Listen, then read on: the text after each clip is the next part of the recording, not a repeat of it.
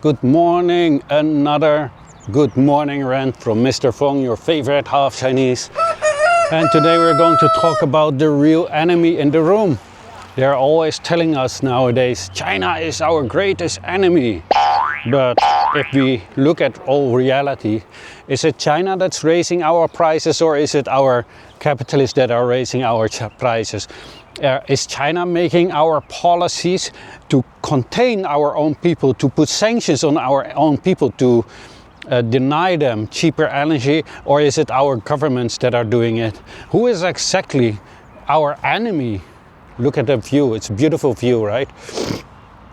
When you look at it from that perspective, how can we say that China is our enemy when China is bringing in all those goods which are keeping our inflation low and which creates circumstances that we can drive business all over the world? There's something to think about, and I think people need to get out of their shell yes, I'm already going. Do you hear him? Yeah, he tells me, do not come near my wife. So anyway, I think it is time for the people to start to think for themselves. Every time when our governments and our media are calling others enemies, should we still listen to them? What consists an enemy, especially when you're living here, right here in the West?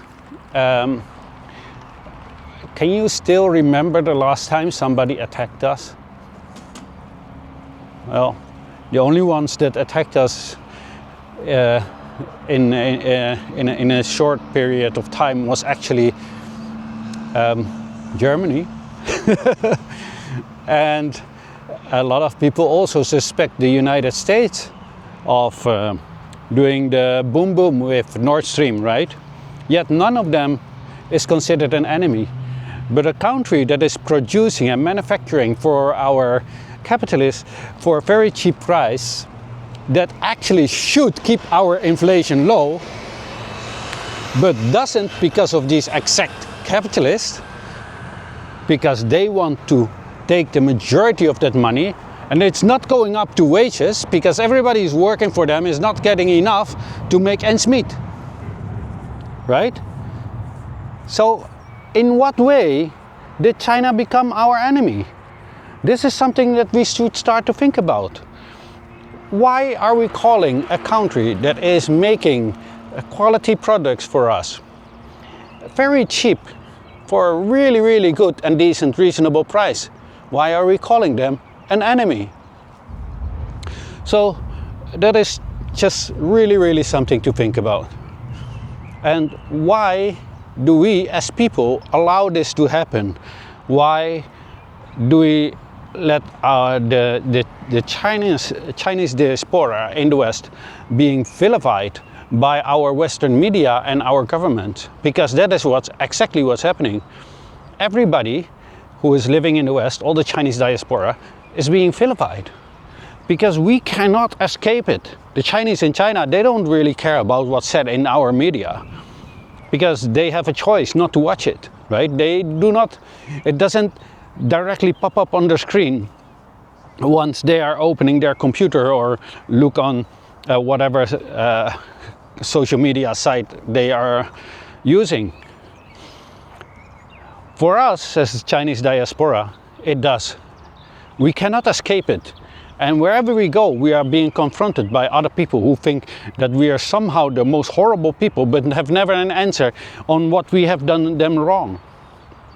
They always come with all sorts of things like, oh, human rights abuses in China. But they can never prove it, a single one.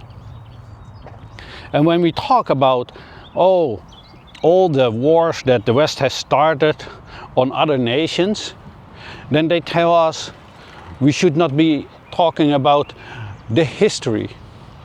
It's always the same theme. Why are you bringing that up? It's painful.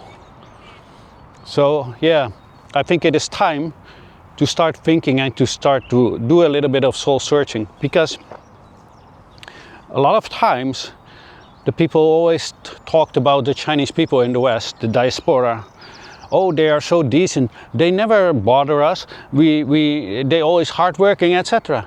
Well, do you want to keep it that way? Then you should change it, right? Because honestly, people are getting really fed up. They're getting really angry. Why are we being vilified? And then a lot of the Western people are saying, oh, it is not against you. What?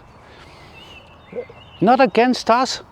You're literally creating hate against Chinese, and it's not against us? The figures already are saying it, 1,000% up, over 1,000% up hate crimes against Asian people. They call it Asian people, but it's targeted against Chinese people specifically. So everybody already knew before, because there was another group that already had to suffer from it, and those were the Muslims after 2001.